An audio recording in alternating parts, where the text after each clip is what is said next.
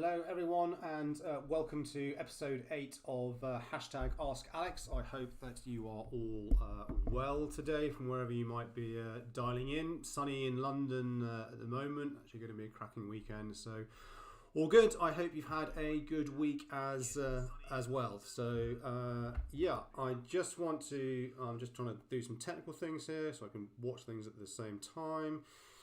Right, it's all fun with this live streaming stuff. So today we're going to cover off Sales Navigator, and I want to do a live demo because we work with a lot of organisations who have Sales Navigator, and there still seems to be, in my view, a large misunderstanding around what the tool is actually designed for you to be doing and how it can help you uncover opportunities, how it can help you engage with your audience in a laser-focused approach, and much more. Do you want to say we have no commercial relationship with LinkedIn whatsoever? They haven't asked me to do this. I just thought maybe this would add value to those that want to get the best out of the system. So first and foremost, what you need to understand that Sales Navigator it's the Uber premium version of LinkedIn within LinkedIn Sales Solutions. It's been around, I think, for 7 years or so, 6 years. I've been on the platform for as long as I can remember. Jack Hanratty, I remember way back when, came in to pitch to me. And I'll be honest, at the time, I was like, you don't need to pay for LinkedIn. You could do a lot for free. Within about 30 seconds of actually seeing TeamLink, and TeamLink for me, I believe, in the corporate world is the most powerful part of Sales Navigator.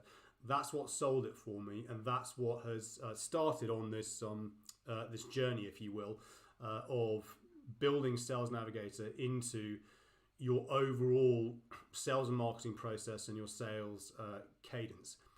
The biggest thing that we come up against is that people just assume it's LinkedIn. And if you don't believe that LinkedIn can be a useful tool to generate business through social, then you're not going to get value out of Sales Navigator. We very much use the analogy.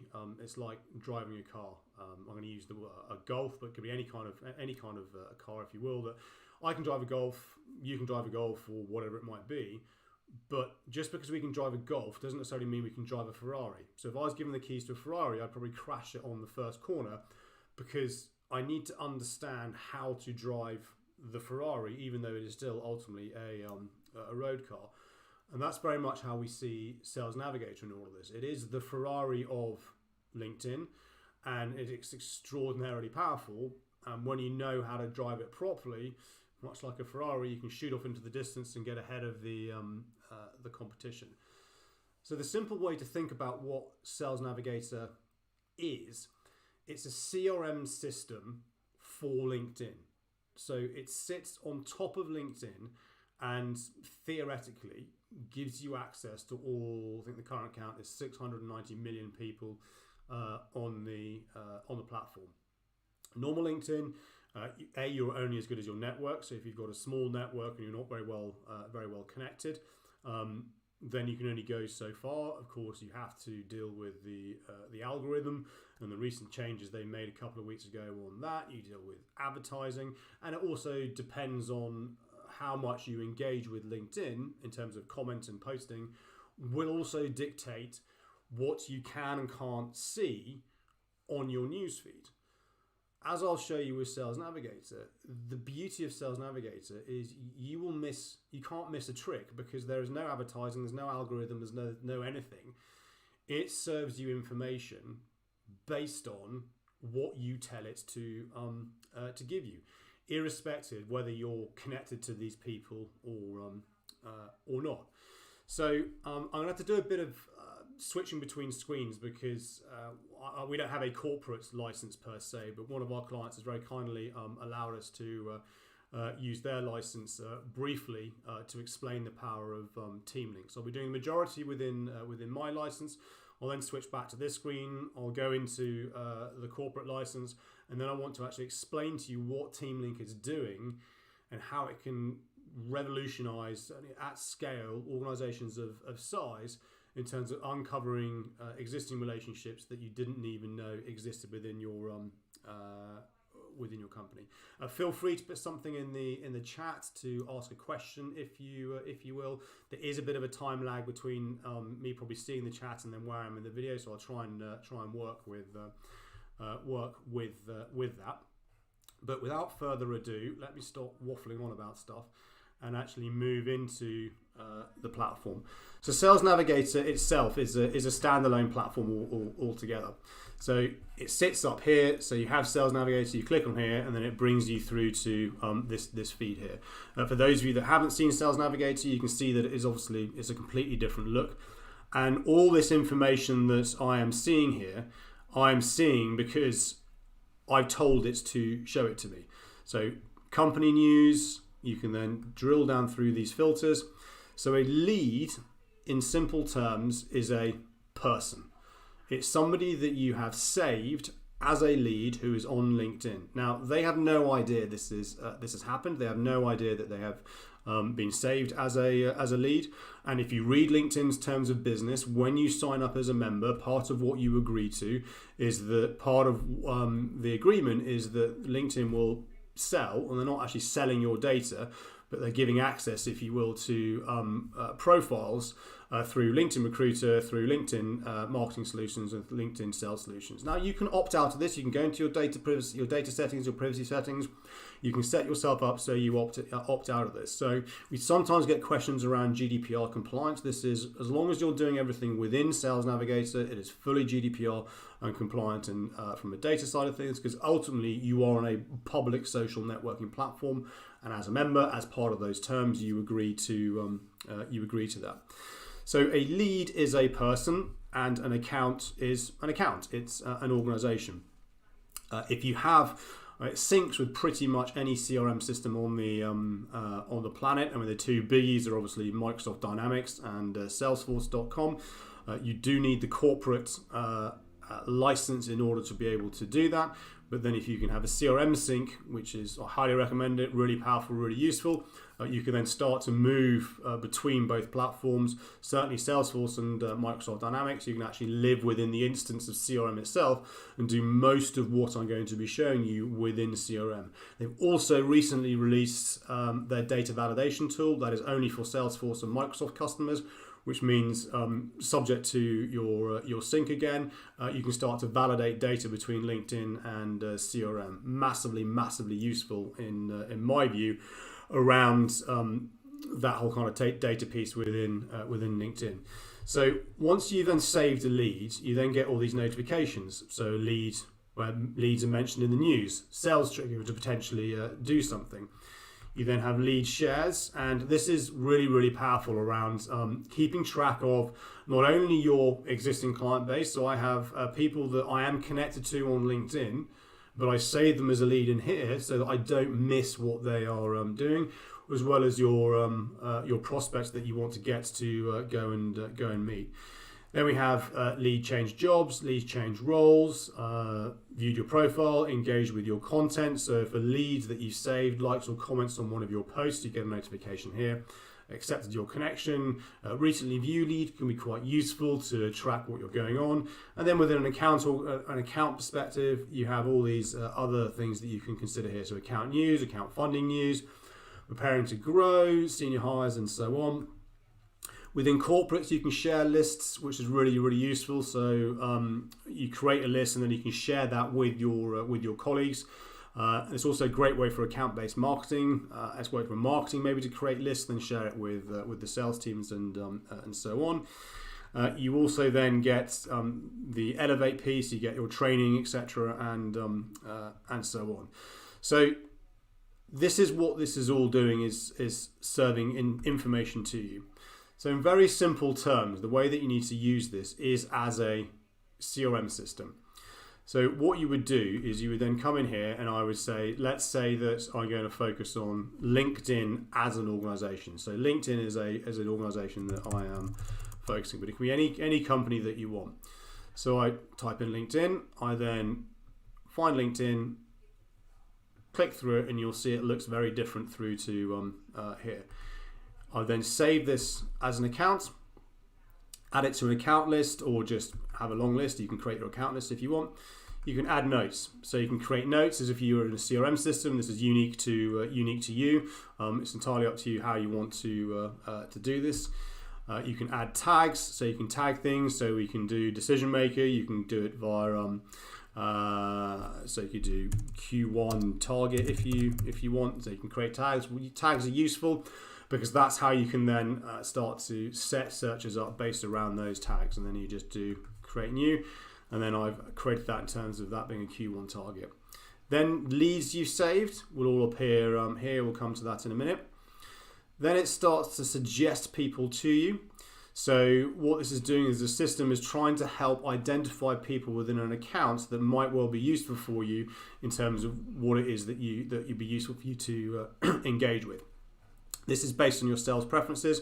So when you set the system up, you have these varying preferences that you set up with a view to then it starts to understand what's some base information and base data to share that with you. You could then save these people as a lead if you want to, and they have no idea that they've been saved. But then once you've done that, so I might save Jorge, and then I might attach it to a lead list, or I'm just going to put him into my leads. And then everything that Jorge does, even though I'm not connected, I will start to get notifications. Then within here, we can see my first 3 connections. So I've got 88 first 3 connections within LinkedIn. Within my second degree, so I can be introduced to 5,101 people within LinkedIn if of interest, and then 18 people went to the same university as me, so I can use that as a route in. Those of you that have a corporate license, and typically this is where only it's at scale. If you've got 10 or 20 licenses, TeamLink isn't that useful. You will then have the TeamLink view here, which I will come on to in a minute when I need to switch screens. What we then do is I'm interested in looking at everybody. So then you come into the 19,000 employees, and you have these filters across the top. And this is the same for any organization that you are looking at. So I have the 19,000 total. But then within here, I have 1,500 people have changed jobs in the last 90 days within LinkedIn. Now, I'm not connected to James. I'm not connected to Jess. So normal LinkedIn, I probably never ever see this notification because I don't know them. They don't know me. There's no reason for my network to engage with them. And even if they did, the chances are I probably wouldn't even see it anyway. But if James was a useful person that I wanted to sell to or market to, and I know that he's changed roles, as a sales trigger, if someone has changed roles, then that might mean that I want to do something, reach out and have a conversation. This is a trigger in terms of those individuals that have been mentioned in the press, and then it typically pulls through the link as to where they've been mentioned. So again, I could use that as a reason to reach out, to talk to marketing, saying, hey, I see this person's done this and this in this post. You could take this post, you could write a blog article about that particular post and tag the individual in it. We then have here the 6,500 people on LinkedIn who have posted something in the last 30 days. This is where the gold is. This is where you can start to understand where your active audience is and then start to engage with them, then start to like and comment. As you know, with the algorithm change that's been that's come in, they're looking to move to more authenticity, more community, drive better content. And what they're doing here is serving up to you the people that are trying to help drive the content and the conversation. So from this perspective, this is where a lot of salespeople that we work with don't necessarily understand what is going on here and what they're trying to do. So let's say Stephanie, Global Head of Customer Success, LinkedIn Sales Solution. I don't know Stephanie. Stephanie doesn't know me, but actually she'd be a really useful person for me to get to know based on the role that she has. So first and foremost, I'm going to save Stephanie as a lead. I'm just going to put her into my lead list. I'm going to create a lead list. Let's create a new list and just call it LinkedIn, so you see how this works. So I created a lead list. So create and save. At this point, Stephanie has no idea that I have that I've done this. I then click on Stephanie's profile. Stephanie now will know that I've looked at her profile, so there is some engagement there. I might then ask Lindsay for an introduction because I know Lindsay at LinkedIn, and Lindsay might introduce me through to Stephanie. You can then start to create reporting structures. If I know who Stephanie reports into, I can then add a manager, and that starts to help the reporting structure. But what they're then doing is they're showing me what Stephanie has shared on LinkedIn. So here I can see this post. So in normal LinkedIn, I haven't seen Stephanie's post. I've never engaged with any of Stephanie's content in my life. Now I can see what she has shared. So I click on this link. This then brings me into LinkedIn.com. So I'm now back in LinkedIn, and of course this has to be authentic. You can't just start liking posts if it's not appropriate to do so or relevant. But this is an event she's speaking at. It's something that I might be interested in listening to. So drive transformation on a global scale. She shared it. So what I'm going to do is I'm going to like it. So now, of course, what happens is Stephanie in her own LinkedIn profile will get the notification that I have done that. She may do something with it. She may not do something with it. Also, the 100 other people that have engaged on this post, so I click on this 100, the 100 other people that have engaged on this post also get a notification that I've done that. And there could well be, because of who she is within LinkedIn, and where she is, there's going to be a lot of relevant people also in this engagement that potentially could be useful for me in terms of starting a conversation. So of course, as we know how LinkedIn, they too also get a notification that I engaged with that post. Now this doesn't by any shape or form guarantee that she's going to connect with me, she's going to do anything with me, or the other people are going to do anything with me. But it's a bit like when people say the lottery is a waste of time. You're never going to win. Well, of course, the lottery is a waste of time. If you don't buy a ticket, you're never going to win. But I'd rather buy a ticket to the lottery and be part of it and have a chance to win than sit there and not win. But by liking this post, what this also then does is start to tell LinkedIn, in terms of the system, start to serve more content from Stephanie into your LinkedIn feed as well. So I like that post. I then may ask for an introduction through my network after I've done the like. She then, why do I know Alex Lowe? What's going?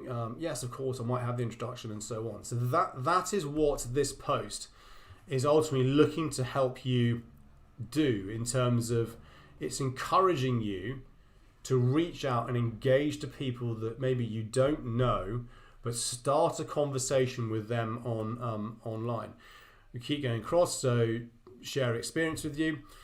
And we've got to keep, and so many people don't scroll all the way across on this filter.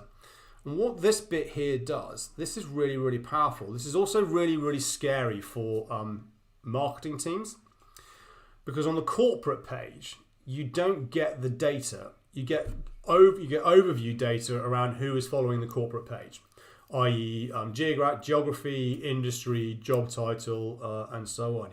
That doesn't actually tell you which companies are following your corporate page. You could have 100,000 followers on your corporate page, but if 50% of them are irrelevant, you get excited about the 100,000 followers, but 50% of them are irrelevant. What is so cool about what Sales Navigator does is whenever you type in the name of an account, if you scroll to the end, so 6 people at LinkedIn are following our corporate page. That's good. This also signals intent. And I talked about intent data on blog posts, on other videos. So if you're looking at a key account and you've got a very low number of followers here in terms of that corporate account that actually following you, as in they're following your corporate page on LinkedIn, the company page, you can then take this data to marketing. And I'm not saying, beat them up with it. Say, look, we got a problem here. We're not landing in the right place because our target audience, or even our existing client base, isn't actually following the corporate page on LinkedIn. So then you can start to do something about that based on the data and the insight that this now gives you. But obviously that's a large number of people. So then you can start to use the keyword search to start to filter this out by any kind of keyword that you want. So let's imagine I'm a lawyer for example, with Sales Navigator, and I want to find out the general counsel who are based within LinkedIn. So if I type in general counsel and hit return, you can see it's also telling me to look at other people. Here are now all the GCs within LinkedIn. It could be sales director, marketing director, the job title is irrelevant. But imagine you're a lawyer, and so here are all the general counsel that are listed within Sales Navigator. Same rules, so 13 have changed roles in the last 90 days. So back from, that's interesting, Forbes Business Development Council 3 months ago. Back in my days when I worked for a law firm, if a general counsel changed roles, especially if they came in, would that mean potential change in legal provider or service provider?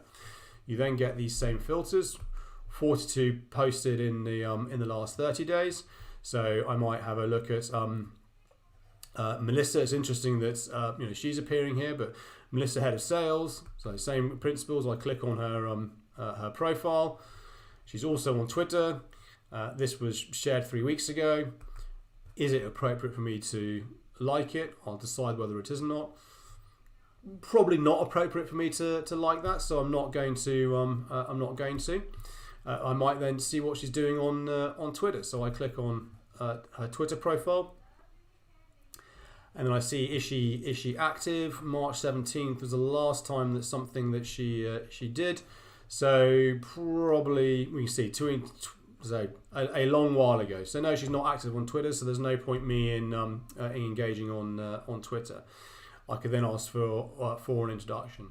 So again, what we can see is you can then start to filter through and see where your active audience is in terms of engaging. So I'll click on Blake's profile, and LinkedIn, I need your allyship. So I look on the list, and we see that Blake is actually quite active. So I click on his post. And then, okay, I might engage with this, I might not. Again, it's probably not really appropriate for me to engage on that post. Authenticity in terms of the engagement. Don't just like it with a view. Don't like an inappropriate. Even though this post isn't inappropriate, it's not kind of appropriate for me to like it from a kind of business development perspective, because it's got no real context in terms of anything that I do. So that's what I can see. Again, that he's on Twitter, so I might go on Twitter and see if I can might retweet things. Doesn't look like he's that active. No, back in 17, so not going to bother with that. So this is the beauty in terms of what you can do with these searches and these keyword search. You can think of any kind of job title that you want and start to really drill down into the data. And then start to save the people and start tracking what you want to do with them. The other thing that you can then start to do is look at territory planning. So we kind of flip it on its head, if you will, and start to go through an advanced search. So if I click on, if I go to Sales Navigator, come back to Home. And then what I want to do is I want to do a search. So I do search, lead filters, and now we're here. So let's think that I want to sell or market to, let's do CTO. So I might do Chief Technology Officer. So we can see there are 1 million plus CTOs with Chief Technology Officers somewhere in their profile. I always search keyword. You can do it from job title down here should you choose to, but I tend to prefer giving keyword search because it gives you more flexibility around that. It's also telling you to try CIO, other types of things. And then maybe I want somebody who's only been in a role less than a year. So if CTO has been in a role less than a year, again, an opportunity to do something. And I'm interested in the management consulting space. So that's now drilled down to 4.5, and geography. I'm going to focus. Let's do it in the US. Why not? Just because it was. Let's drill it down all the way down to California. And you can choose whichever geography around the world that you want. You can even do it by postcode. So you can search by postcode and zip code if you want to really specific in a territory in terms of how you plan and manage your territory. But let's go into California, down to a more manageable number. So 278 search results. I click search. As you'll note, we'll come back to these exact same filters across the top. You get these across the filters. So now I've got CTOs, or someone being promoted to COOs in the state of California, who have been enrolled for less than a year. So this is now my target audience. Within this, we can see that 54 have changed jobs in the last three months. So these are the real recent moves. And again, is that a sales trigger to do something? Here are the 84 that are posted on LinkedIn. So again, I might want to use that as a route in. Of course, do bear in mind, if you see the gold logo next to their name, then they're paying for LinkedIn. If they're paying for LinkedIn, then they're more likely to be using it. So let's say that Freebird Payment Solutions was someone that I was interested in marketing to. I would then maybe save James as a lead. I click on James's profile. James will now potentially know that I've looked at his profile, and we can see that he shared this post. I've also got a route in through David. I'm clicking, you get the idea now in terms of this workflow. So I'm then coming back into LinkedIn, and now this is appropriate. So Brian Solis, I've been on stage with Brian, although he won't remember me. It was a couple of years ago, and so I'm going to like it, because it's around everything that we do. If then he looks back at my profile, and this is where we have the profile view. So I'm now back in normal LinkedIn. You do get this on LinkedIn.com as well. So I keep an eye on this, and I see who's been looking at my profile, and then I just keep an eye on this over time. So when they look back, again, there's no necessary guarantee that that's going to mean anything, because what we're trying to do here, and this is kind of the misnomer of social selling, we're not selling over social. You are trying to find the shortest route possible to connect with someone, to start a conversation. So start having conversations with these people, start commenting, engaging with their posts in an authentic way, and start to try and drive that conversation and bring them into your sphere of influence. Because that's the beauty of what Sales Navigator enables you to do, is it enables you to engage with people who normally, I'd never see. So Michael third, Chrisanne third.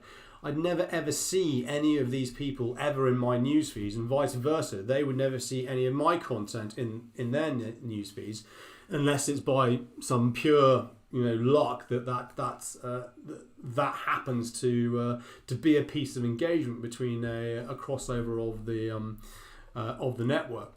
So it's hugely powerful in terms of what you can do. What I'm now going to do, I'm just going to switch screens, and I want to just go into the client screen, just so that I can demonstrate what TeamLink does and how TeamLink works, so that you can get an understanding of how powerful this can be at a corporate level. And I'm a typical bloke here. I can't do two things at once. So if you just bear with me for 2 seconds, I'm just going to switch accounts. So sign out and then sign in. But hopefully what you're seeing now is that what Sales Navigator is actually trying to do is to encourage you to engage with your audience that you don't know. And we're working with a client at the moment where they've got, I think, well over 1,000 licenses, and there were instances where even first degree connections that they were connected to had made moves within an organization that was a target client, and they weren't even aware that had happened, even though they were connected. But they saw it in Sales Navigator. And I'm talking at board level. I'm talking global organizations at board level. They're seeing these relationships appear, and they're like, oh my God, that's amazing. I hadn't even realized that they had moved to that company. This is a big target client of ours. And I hadn't even realized that happened. So in the space of 2 or 3 clicks, we were able to serve some really powerful, really helpful information through Sales Navigator, even through their existing networks. So what I'm going to do now is just go back. I'm just going to repeat exactly the same search that we did with LinkedIn, and then I will explain to you how powerful Team Link is at a corporate level. So I'm just going to move back now to my other screen. So we can see here this is the same search that I was doing within LinkedIn, but I've now got this intros with Team Link. So the way Team Link works, and this is on the enterprise version, so you have to have Sales Navigator Enterprise. In my view, you just buy Enterprise. Don't bother with standard. Just get Enterprise. So the way that Sales Navigator works, let's say you have 500. Let's say you have 100 licenses. Let's keep it a number that is kind of maybe manageable. So you have 100 licenses of Sales Navigator. Now it may be that those 100 people you give the licenses to, they're not all connected with each other on LinkedIn. So when those people are doing searches in LinkedIn, because they're not connected, they're going to be missing opportunities in terms of who knows who through the relationship. What Sales Navigator does, it then creates a virtual network. So those 100 people then go onto Sales Navigator all at the same organization. It now creates a virtual connection. So it puts them into Team Link. So they are now all connected. So if I'm searching an account like LinkedIn, and one of those 100 people has a first degree connection to someone at LinkedIn, it will now serve that information to me through Team Link. What you also get, and again, this is a rarely underused tool within Sales Navigator, is you have something called Team Link Extend. So let's say you have the 100 licenses, which create that Team Link network between the licenses. Team Link Extend, I think you start around 1,000 tokens, is a token. So you can then deploy those tokens into the rest of your business, because every single person has a network. Every single person you employ has a network and a community on LinkedIn. So they potentially are connected to people at organizations that you want to get to. It could be a brother, sister, aunt, golfing partner. It could be not even a business relationship that connection exists, but that relationship could be massively important in unlocking an introduction to a firm. Because let's be honest, a referral into an organization is the quickest and fastest route that you can get.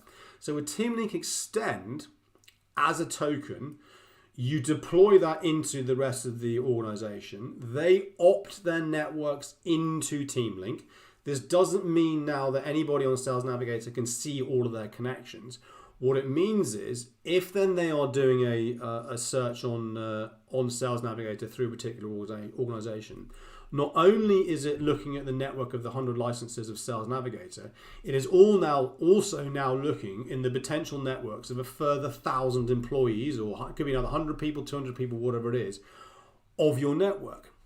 That then makes this 100, 200, 300, 400 times more powerful than just the licenses. So the way that this works, so if I click on this link here, I'm now looking at Team Link. So within this is a large global organization. They have a large number of licenses. So within this search, there are 19,000 people at LinkedIn. With Team Link, there are 2,500 potential introductions to LinkedIn from within this company's internal network. So I'm going to take Lucia. So this individual whose license I'm in is a long way away from Lucia. So there's no one in their shared network that can facilitate an introduction. So a normal LinkedIn, she wouldn't even appear in the search. She would be nowhere to be seen. If I click on the 4 Team Link introductions, we can see how this works. So what we can see is that here, none of these people are connected to this person internally. So again, in normal LinkedIn, they would never appear in any search. But what can now happen is that if I have this person, I could then speak to Andy and say, Andy, you're connected to Lucia. Even if I don't know Andy, it doesn't matter. Could you facilitate an introduction for me? So that's how you can do a rapid map of what's going on within the organization. Exactly the same if I do that same search, if you do it by keyword. So if I do general counsel, we get these same filters. So within this, there are 29 potential straight introductions where someone within this organization knows someone who can make that introduction. And this is the fastest route into. Referral selling or referral introduction is the quickest route into any company. However, big caveat on this. Team link is only as good as the network on LinkedIn. And this is why it is critical that as leaders, as leadership, we need to encourage people to start to build their networks and build their communities on LinkedIn. Because the more connected you become as an organization to your clients, and you have Sales Navigator and you have Team Link and you have Team Link Extend activated, the more powerful Sales Navigator becomes and the more powerful your referral network of opportunity becomes. This, over and above anything, is the single most useful tool when deployed at scale. Sales Navigator, of course, is absolutely appropriate, hugely appropriate for small businesses. We're a small business. We use Sales Navigator. I live in it every day. Couldn't operate without it. A large business, a business of scale, I'm kind of talking, 500 plus employees, and certainly, north of 1,000 employees. Sales Navigator is actually, and I said we have zero commercial relationship with LinkedIn whatsoever. Is by far and away the most cost effective, the cheapest lead generation tool on the market by a country mile. But it is only as good as the behavior of the sales reps, of the lawyer, of the accountant of LinkedIn, because it can only serve data that it can see. So this is just insanely powerful. If I do that same search again, so if I go to lead filters, and let's do Chief Information Officer. Let's just do Chief Information Officer. So we've got 1 million results. And then this is a global organization we're talking. Out of the 1 million, there are 230,000 plus introductions. So straight away, it's literally picking up the phone internally to your colleagues going, hi. So if this individual wanted to get to Paul or Argo Group, they would literally click on the 4 Team Link introductions here, find out who knows them, and go, could we get an introduction? It is as simple as that. But as I said, this is only as powerful as the network that you have on LinkedIn. I'm just going to come out of this and come back into my own license just to show you a few more things that you can do with Sales Navigator and the types of searches that you can do. Because again, there's so many clever hints and tricks that you can drive with it and play around with it. So if I'm just backing into my license, all right, come on. Why are you not signing me in? There we go. Things like reverse lookups, things like the alumni hack, which you may have seen me do. So tracking where all your friendlies may well have gone. So I'm going to come back into my LinkedIn now. Going to go back into that all filters search. We're now back in, so I'm going to switch across.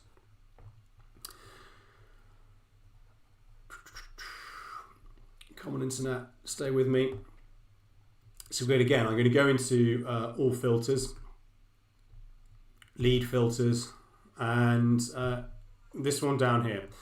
So I'm going to use Microsoft. So let's say Microsoft is an existing client of mine, or yours. Again, it can be any client you want. But I want to find where all the former Microsoft employees have now gone. So you work with Microsoft currently, but I want to see where they're going. So I've changed this to past, not current. So already you can see there are 298,113 Microsoft alumni on LinkedIn. And maybe I want to look for sales enablement people from my perspective, but it could be any job title that you market to, any keyword you can think of. GC, CIO, CTO, sales director, managing director, marketing director, it doesn't matter. Any kind of title you put in here. So I then click search. So within here, there are 11,000 people on LinkedIn who used to work at Microsoft who are in sales enablement. That's obviously a big geography, so I'm going to bring it down to maybe the United Kingdom. So bring it down to here. So 745 is a slightly more manageable number.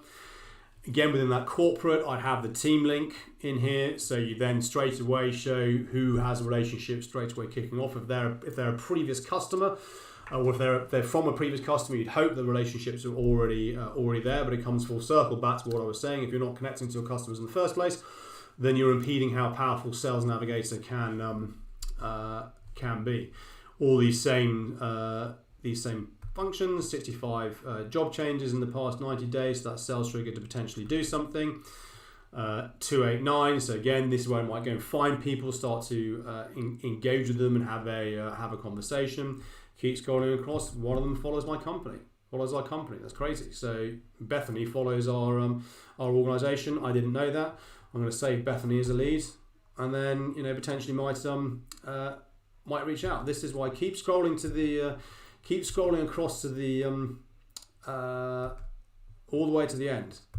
Keep it going so that you never know what's out there. So that's the reverse lookup, which is again a really powerful one. We've had the less than 1 year in roll. You can save searches, so I could then, if I want to, save this search, call it lead search 9 if I want to, save it. And then Sales Navigator goes on and starts to automate this for me. So it starts to automatically tell me when there are changes. You then get a little notification up here. You get a little notification in LinkedIn through your Sales Nav logo here that something has gone on.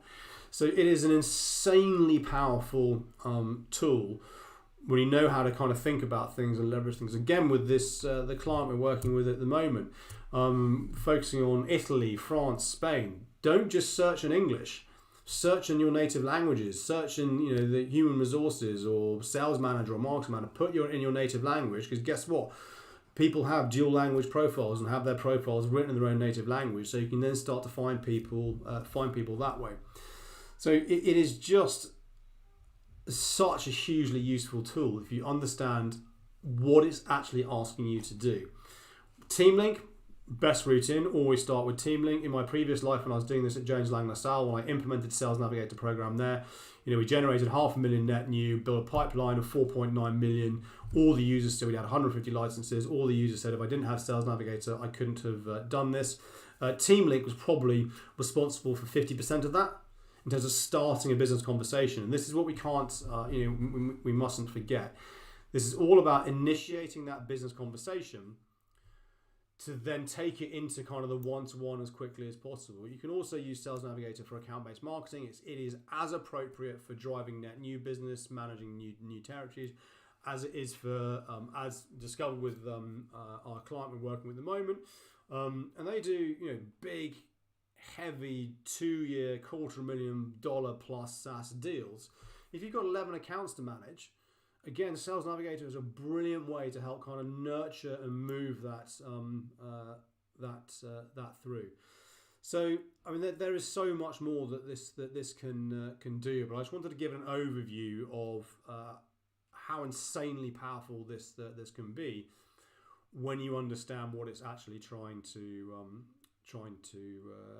achieve. So, as I reiterate again, we have no commercial relationship with LinkedIn whatsoever. So if you want to reach out to them, say you've seen this video, by all means do that. If you want to reach out to me, happy to make some introductions to the relevant people there. So we get no kickback, no nothing. I'm just passionate about a great tool, which I think those organizations that have it and start to get their head around it, especially in the current climate, will come out fitter, stronger, better than those that don't. So that's all from me today. I hope that everybody who tuned in found that helpful and useful. You know where to find me. I've got all the things down the bottom here for you to connect with me. Come and find me on LinkedIn. Come and find me on Twitter. If you've got any questions about Sales Navigator that I haven't covered off, or you want me to do, dive into something a little bit more, please do reach out.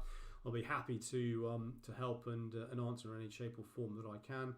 But for the moment, it's 4:45 on a Friday afternoon here in London. I think I can hear the children shouting downstairs. I know the ice cream van's going to come in a minute, which they're super excited about. They've had tea early, so they can go and see the ice cream van.